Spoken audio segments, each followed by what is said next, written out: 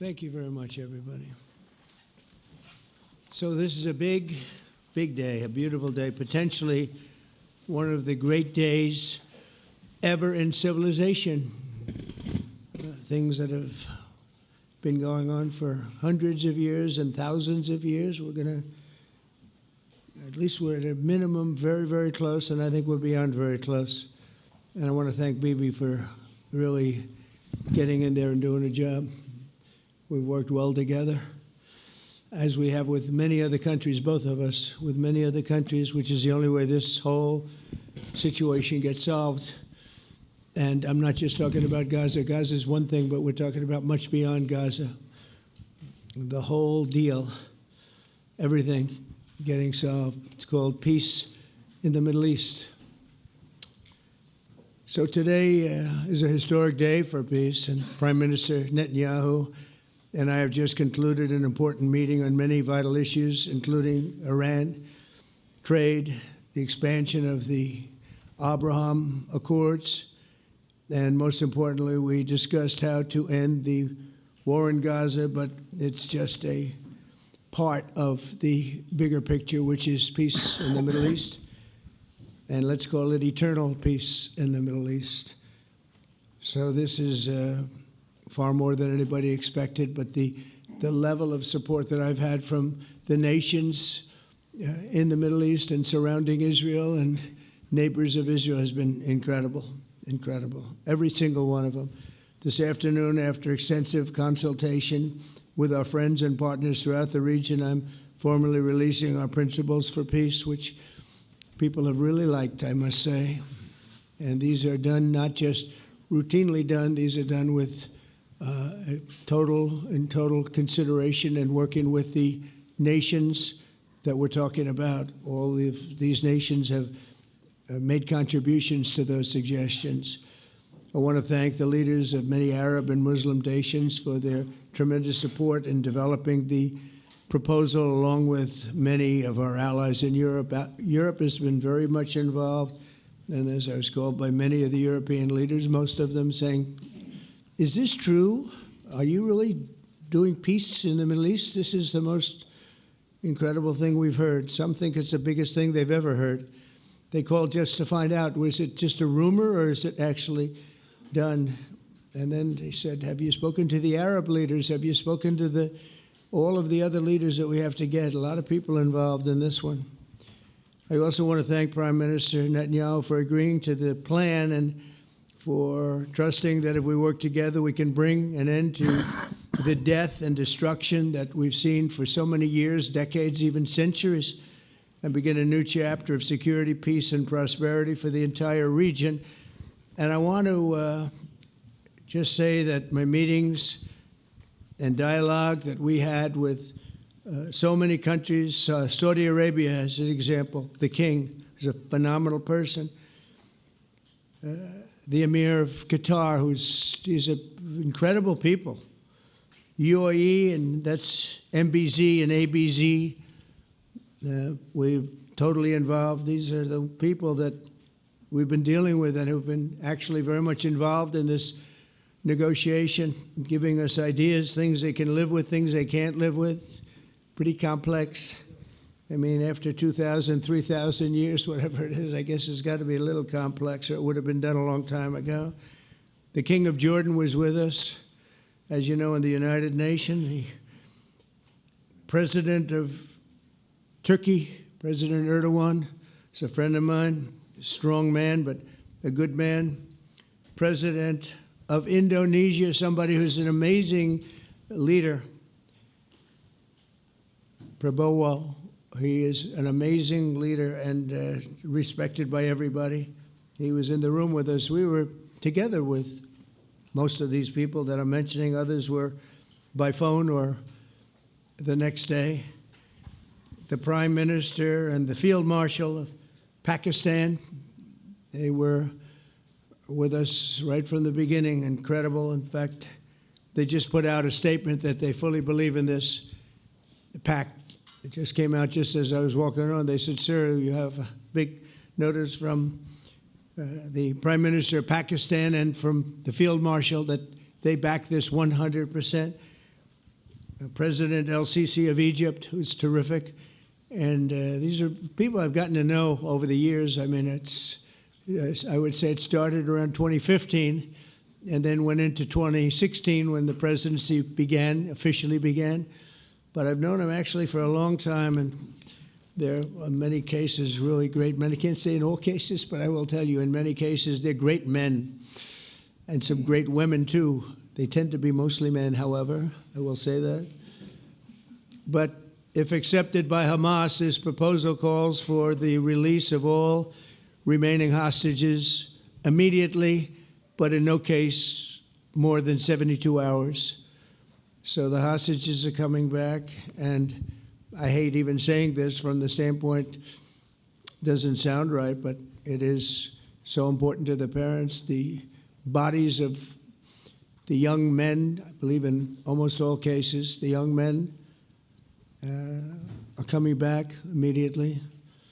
I met with parents. The parents felt as strongly about getting the body of their dead boy back as they did as though the boy were alive and well. It's so important to them. And it means the immediate end to the war itself, not just Gaza. It's the war itself. Under the plan, Arab and Muslim countries have committed, and in writing in many cases, but I actually would take their word for it. The people I mentioned, I'd take their word for it, to demilitarize Gaza, and that's quickly. Decommission the military capabilities of Hamas and all other terror organizations. Do that immediately. And we're relying on the countries that I named and others to deal with Hamas.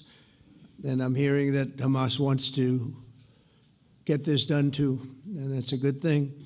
And destroy all terror infrastructure, including the tunnels, weapons of production facilities. They have a lot of production facilities that we're destroying.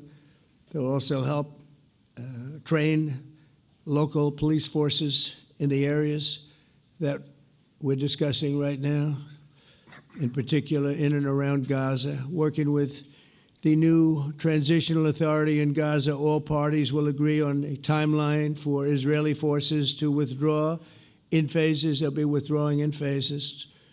No more shooting, hopefully. As progress is made toward achieving these goals, Arab and Muslim nations need to be allowed the chance to fulfill these commitments of dealing with Hamas. They have to deal with them because they were the one group that we have not dealt with. I haven't dealt with them. But the Arab countries are going to, and Muslim countries are going to be dealing with Hamas, and I believe they've already been there. I think they probably have an understanding, and they haven't maybe mentioned that, but I would imagine they do, otherwise they wouldn't have gone as far as they've gone.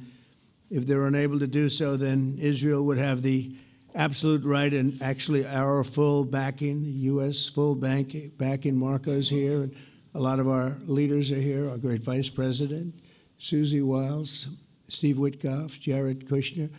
They've been so involved in this process. I don't think anybody else could have done it or even come close, but it's we're right there. We're right there. First time in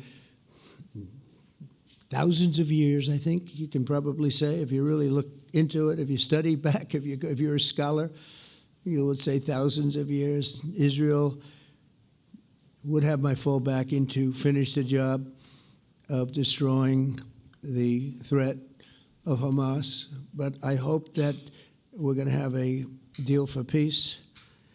And if Hamas rejects the deal, which is always possible, they're the only one left. Everyone else has accepted it. But I have a feeling that we're going to have a positive answer. But if not, as you know, Bibi, you'd have our full backing to do what you would have to do. Everyone understands that the ultimate result must be the elimination of any danger posed in the region, and that danger is caused by Hamas. The tyranny of terror has to end, and this is, again, something that we're looking for. This is eternity. This is for forever.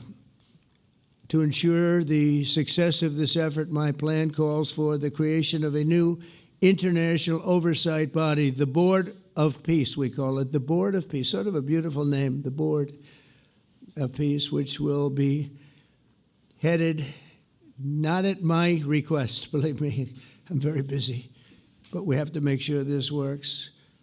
The leaders of the Arab world and Israel and everybody involved asked me to do this, so it would be headed by a gentleman known as President Donald J. Trump of the United States. That's what I want, is some extra work to do, but it's so important that I'm willing to do it, and we'll do it right, and we're going to put leaders from other countries on, and leaders that are very distinguished leaders, and we'll have a board, and one of the people that wants to be on the board is the UK former Prime Minister, Tony Blair, good man, very good man, and some others, and they'll be named over the next few days, and it'll be quite the board. Working, everybody wants to be on it now. I don't know if that had anything to do. They named me and everybody else wanted to be on it. I guess they figure, well, he's a soft touch. He'll be easy to deal with. Working with the World Bank and others, it will be responsible for recruiting and training a new government that will be made up of Palestinians along with highly qualified experts from all around the world. Hamas and other terrorist factions will play no role in the board, but they'll play no role in the governance of Gaza at all, directly or indirectly. As you know, thousands of Hamas leaders have been killed and soldiers have been killed. And we can never forget October 7th, but thousands have paid the price for that. And now it's time to get our hostages back and get back to trying to build something that's really great and very important. In our meeting today, Prime Minister Netanyahu was very clear about his opposition to a Palestinian state. And he continuously mentions October 7th, and I understand that. Most people do. And I understand and respect his position on many things, but what he's doing today is so good for Israel. I notice that they have large crowds gathering in Israel all the time, and they have my name up. They like me for whatever reason, maybe I don't know, but they do like me. But they say two things: please get the hostages back and please end the war. They've had it. It's had it. So I think it's a very popular thing you do, because he's a warrior. He doesn't know about getting back to a normal way of life, but he is a warrior, and Israel's lucky to have him. But now the people want to get back to peace. They want to get back to normalization in a true sense. Several countries have foolishly recognized the Palestinian state. As you know, some of our European friends, allies, good people, but they're really, I think, doing that because they're very tired of what's going on for so many decades. They've been presidents and prime ministers for years, and during this time, having to do with the Middle East, all they're doing is talking about the same thing over and over. They want to see it get back. And nobody wants that more than me, or I believe Bibi too. But the people of Israel want it. They really want it. They want the hostages back. That includes the probably 32 bodies that we're talking about, 20 people that are living, 32 or so people that are dead, and they want to have peace. So let us not forget how we got here. Hamas was elected by the Palestinian people. Israel withdrew from Gaza thinking they would live in peace. Remember that a long time ago? They withdrew. They said, you take it. This is our contribution to peace. But that didn't work out. That didn't work out. It was the opposite of peace. They pulled away. They let them have it. And I never forgot that, because I said, that doesn't sound like a good deal to me. As a real estate person, I mean, they gave up the ocean, right? Ron, they gave up the ocean. They said, who would do this deal? And it still didn't work out. They were very generous, actually. And they gave up the most magnificent piece of land in many ways in the Middle East. And they said, all we want to do now is have peace. And that request was not honored. Instead of building a better life for the Palestinians, Hamas diverted resources to build over 400 miles of tunnels and terror infrastructure, rocket production facilities and hid their military command posts and launch sites in hospitals, schools, and mosques. So if you went after them, you'd be after them, and you wouldn't even realize you ended up knocking out a hospital or school or a mosque. That terrible thing, terrible way to have to fight. No fight is good, but that's a real bad one. So there are many Palestinians who wish to live in peace. Many. I've seen so many of them, and they have support. And I challenge the Palestinians to take responsibility for their destiny, because that's what we're giving them. We're giving them responsibility for their destiny, fully condemn and prohibit terrorism and earn their way to a brighter future. They don't want the life that they've had. They've had a rough life with Hamas. If the Palestinian Authority does not complete the reforms that I laid out in my vision for peace in 2020, they'll have only themselves to blame. We're giving them an amazing footprint, and they have amazing support from the leaders of the Arab world and the Muslim world, the great leaders. These are great leaders. These are unbelievable leaders that have built great countries and very wealthy countries. What the future holds for the Palestinians, no one really knows, but the plan that we put forward today is focused on ending the war immediately, getting all of our hostages back, getting everything back. Hard to believe when you even say it, and creating conditions for durable Israeli security and Palestinian success. Israeli security is going to be involved. We're going to help you. We'll be there with you in terms of helping with security. We want to make sure it works. We just want to make sure it works. There shouldn't be a shot fired. Now, there will be, I guess, because that's the way it seems to be, but they shouldn't have to be within a few days. There shouldn't have to be a shot fired. Maybe for eternity. Wouldn't that be nice? I hope it's true. I can tell you the leadership of that region feels that there's a good chance of it being true. So this will lead to this agreement that we're talking about will lead to a sustainable long-term peace. No president in history has been a greater friend of the state of Israel than I have, in addition to negotiating the Abraham Accords. I like to say it that way because the real people, that's what they call Abraham. I would say Abraham, but it's so much nicer when you say Abraham. So much more elegant. But the Abraham Accords are amazing. Jared, you did that along with your group of geniuses, and nobody thought that could be done. We have 4 countries, and Sleepy Joe Biden didn't do a thing. He didn't even know what the hell they were. He should have had them fold up. But I think this will also lead to packing them. And who knows, maybe even Iran can get in there. I hope, we hope we're going to be able to get along with Iran.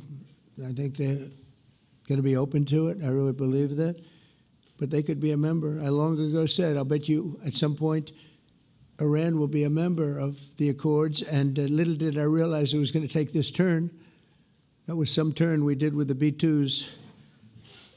But I think they might very well be there because it's a great thing for them economically. I recognize the eternal capital of Israel.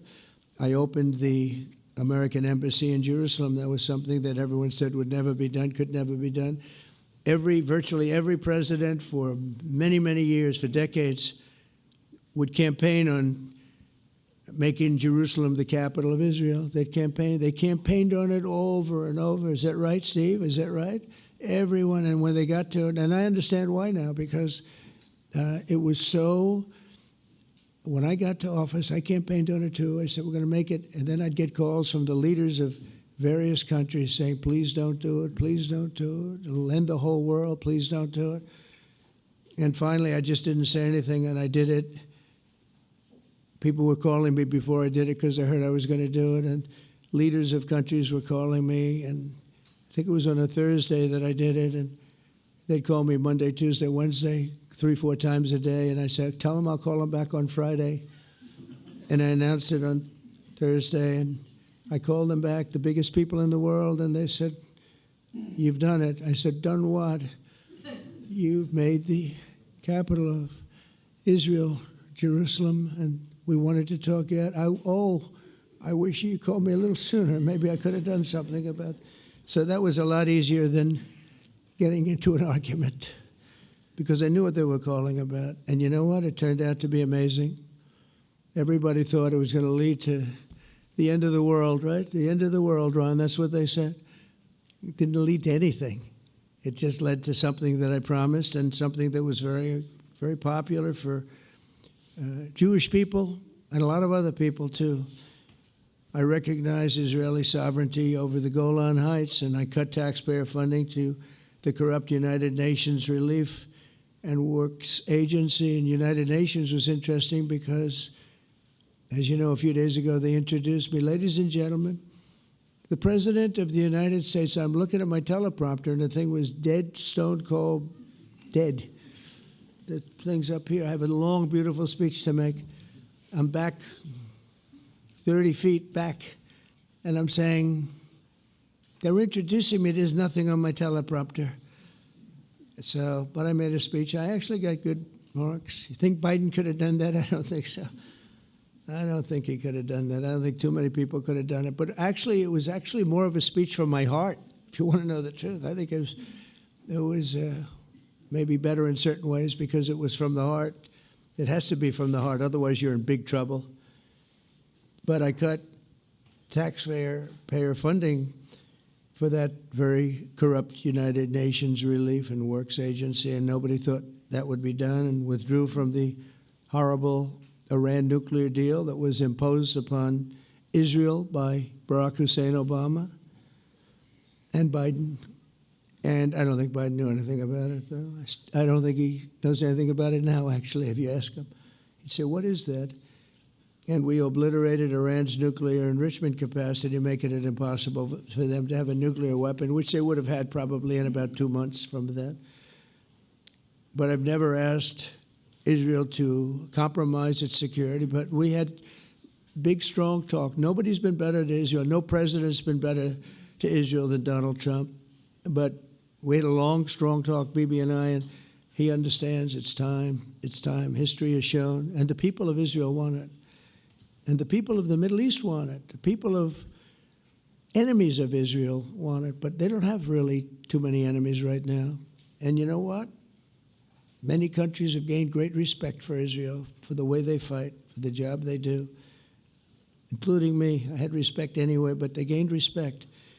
History has shown us that those who have relations with Israel have thrived, while those who have devoted resources and attention toward the destruction and even annihilation of Israel have languished. They haven't done well. Israel is not going anywhere. They're going to coexist with other people and countries in the region, from Syria to Lebanon to Saudi Arabia. The promise of a new Middle East is so clearly within our reach. This is the closest we've ever come to real peace, not fake peace, not political fool's peace. If we can get this difficult problem solved, the opportunities for all within that vast region of this world, it's a vast region, it's unlimited. The Abraham Accords show that all countries are better off when they communicate and work together and embrace new opportunities. I hope Jared and Steve and Susie and Marco and JD, we have great people. I hope you guys are going to work very hard to get these other countries in, because now they have no excuse. There's no longer an excuse. They were somewhere hesitant. And I tell you, the 4 countries that went in, I give them tremendous credit, and it's worked out incredibly well for them. In the same spirit, I'm pleased to report that earlier today we took another important step toward greater understanding in the region. A short time ago, we had a historic phone call in the Oval Office with Prime Minister Tani, who's really a great, great person. So we had a great talk, and I was on the phone, and Bibi was talking. Prime Minister Al Thani was of Qatar. They really had a heart-to-heart conversation. It was a great conversation, I thought. It was productive. It was everything that you need to have something turn out to be successful. And I want to thank Bibi, and I want to thank the Prime Minister. It was fantastic. We agreed to launch a formal trilateral mechanism between Israel, Qatar, and the United States to begin a dialogue to enhance mutual security, correct misperceptions, and avoid future misgivings. And I want to thank Qatar, its leadership, and the Emir. He's a fantastic person. I think, I'm going to be his public relations man because I know him differently than a lot of people know him. But he wants peace. He wants to see peace. And his people, and they really acknowledge the critical role that they've played as mediator. And again, we're not quite finished. We have to get Hamas, but I think they're going to be able to do that. So now it's time for Hamas to accept the terms of the plan that we've put forward today. And again, this is a different Hamas than we were dealing with because I guess over 20,000 have been killed. Their leadership has been killed 3 times over. So you're really dealing with different people than we've been dealing with over the last 4 years, 5 years. Everyone has done their part and come to the table in good faith. Our Arab and Muslim partners are fully prepared to step up and fulfill their commitments for the benefit of the people of Gaza and the entire region. They're willing to step up and do a lot. They really are. There are a lot of good people involved. Everybody who wants to see an end to the violence and destruction should be united in calling for Hamas to accept the extremely fair proposal so that we can end the war and get us back our hostages right now and have everlasting peace. And I look forward to having relationships with everyone. As the chairman of the board, I'll be involved, and we'll have meetings with some very smart people that'll be working over there to make sure that we haven't just been wasting time with an agreement that doesn't get done. The task of building peace will not be easy. There are some of the hardest problems in the world to solve, and that's why it's been going on for so many centuries. But too many lives are at stake not to try, and this is more than a try. I mean, I think this is something that gets done when you have virtually every country, and these are powerful, powerful countries that have a lot of money, and the money can make things happen. A lot of countries try, and they don't have any money. These are very rich countries that can make things happen. So together we'll forge a much safer and more hopeful future for everybody, including Israel. And I want to thank Prime Minister Netanyahu for his partnership. And I want to thank all of the leaders, the kings and the emirs and the presidents and prime ministers, people I mentioned. And they've been absolutely fantastic to work with. And it's just happened very quickly. It's happened from a couple of weeks before I had a couple of meetings, but a couple of weeks before we went to the United Nations, and we had some incredible meetings. It all came to place. It all took place, and everybody wanted to be a part of it. I don't have anybody that's saying we don't want anything to do with it. It's just the opposite. And I'll tell you, a couple of years ago, a year ago, I don't think we would have had this kind of participation, Mr. VP, right? I don't think we would have had. It's been amazing. The participation was 100%. Everybody wants to be a part of it. And everybody, those very strong countries, everybody wants it to work. So, Bibi, congratulations on this. I think this will be your crowning achievement, frankly. If this all works out, we think it will. It's going to be your crowning achievement. And I want to thank you very much for being here. Thank you. Please. Thank you. Thank you.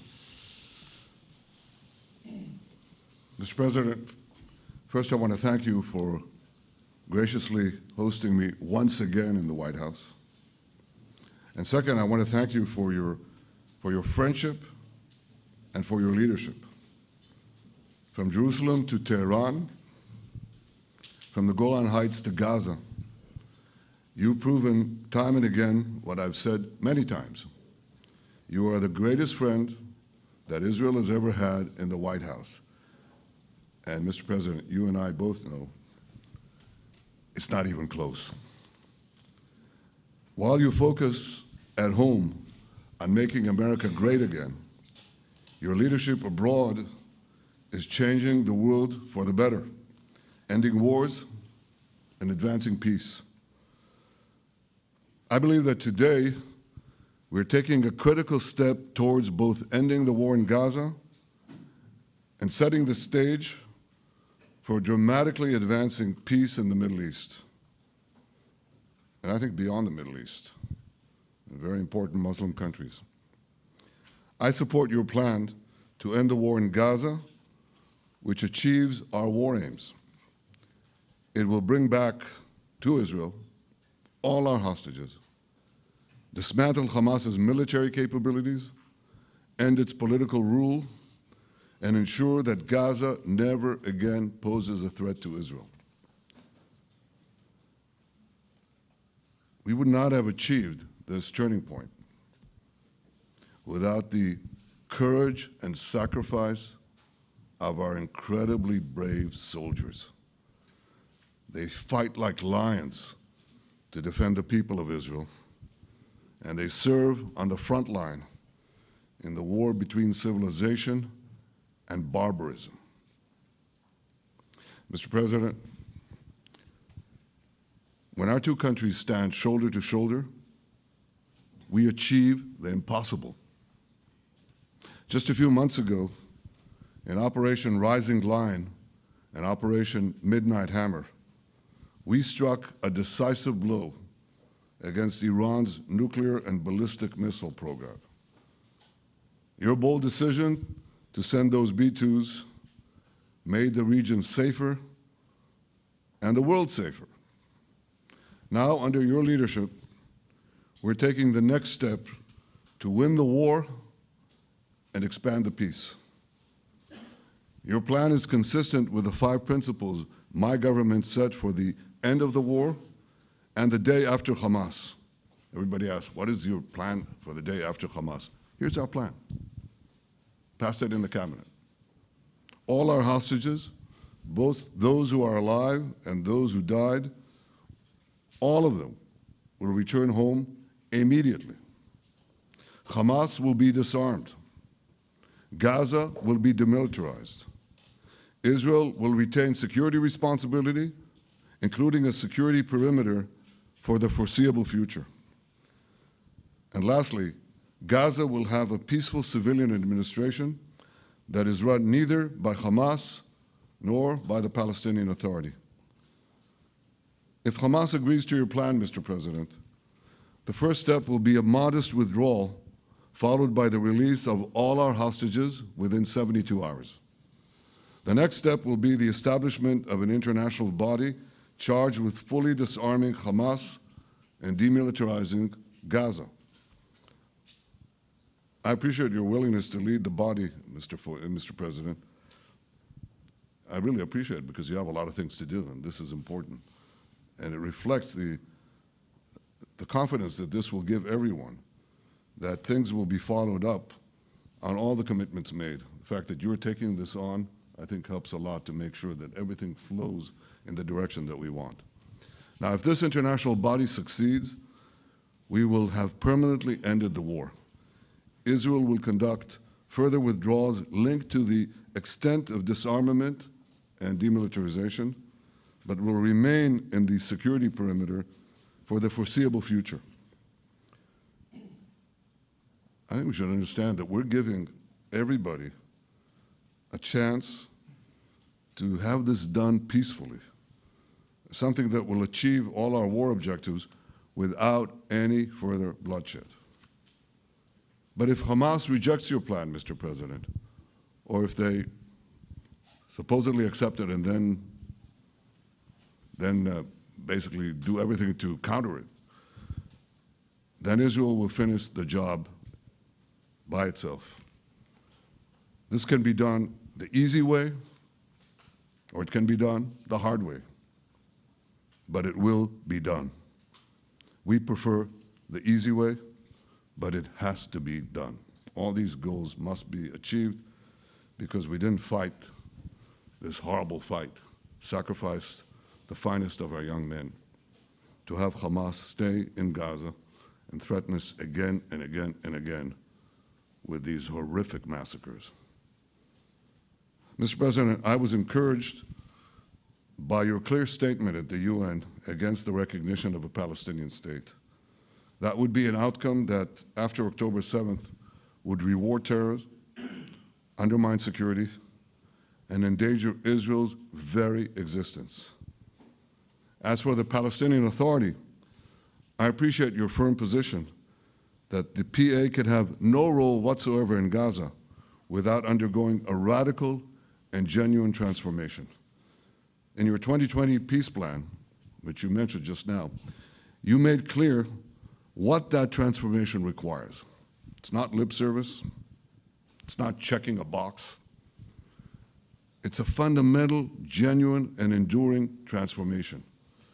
And that means ending pay to slay, changing the poisonous textbooks that teach hatred to Jews, to Palestinian children, stopping incitement in the media, ending lawfare against Israel at the ICC, the ICJ, recognizing the Jewish state, and many, many other reforms. It won't come as a surprise to you that the vast majority of Israelis have no faith that the PA Leopard will change its spots. But rather than wait for this miraculous transformation, your plan provides a practical and realistic path forward for Gaza in the coming years, in which Gaza will be administered neither by Hamas nor the Palestinian Authority, but by those committed to a genuine peace with Israel. I think this can be not only a new beginning for Gaza, I think it can be a new beginning for the entire region. Under your leadership, we can re-energize, well, I've got to contribute my own, we can re-energize the Abraham Accords. That's what it's called in the original Hebrew, Abraham. Abraham is fine, Abraham, however you want to call it. Under your leadership, Mr. President, we can re-energize the Abraham Accords that we forged 5 years ago. We can expand them to many more Arab and Muslim nations that choose moderation over extremism. I think there's an opportunity here. It's not going to be easy, it's tough going, but I think if we succeed, you're absolutely right.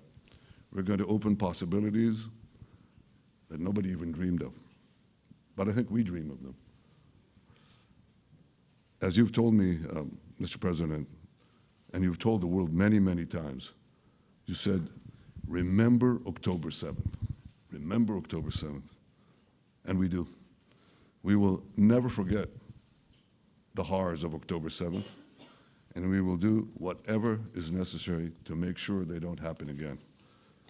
Since October 7th, Israel's enemies have learned a hard truth. Those who attack us pay a heavy price, but those who partner with us advance progress and security for their peoples. President Trump just said it, it's also in the Bible. It says, those who will bless you will be blessed, and those who will curse you will be cursed. And that's actually what is happening. We want the blessings. I think we've done a lot in the past 2 years to end the curse. We're not finished, but we've done a lot. And we've done a lot together to end the curse. I want to thank your entire team for their efforts to get to this point. I especially want to thank Steve Witkoff and Jared Kushner for their indefatigable work to bring Israel and Arab states in the region closer together.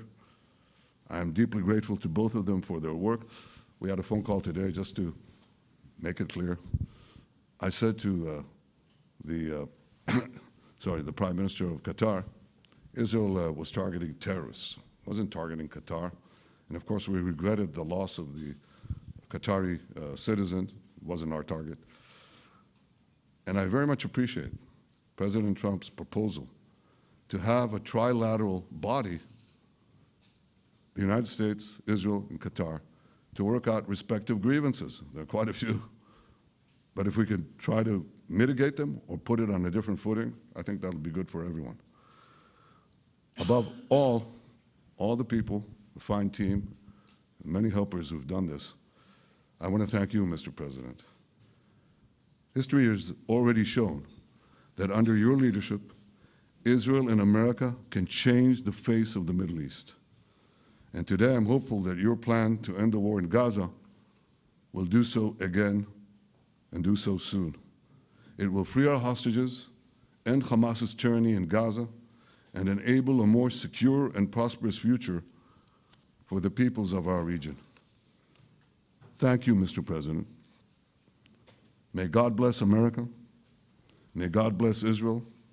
May God bless the indispensable alliance between our countries, And may I add, in Hebrew, G'mar Chatima Tova, may we all be inscribed in the book of life. Thank you.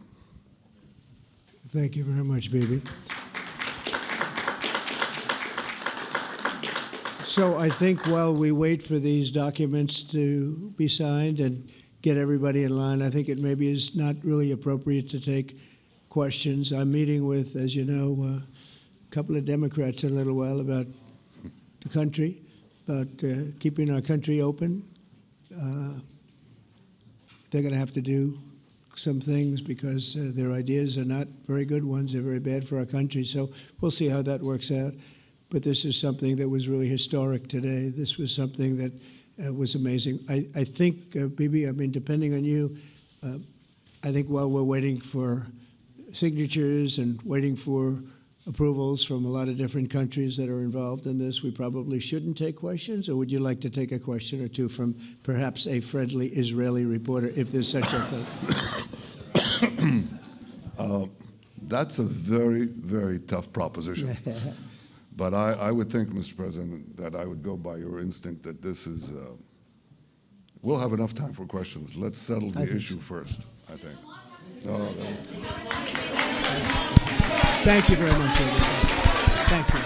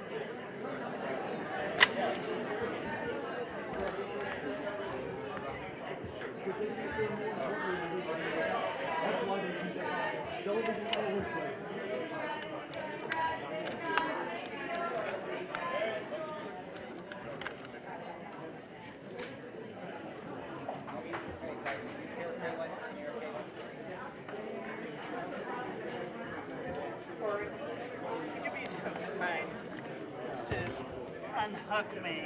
This one? It's too red.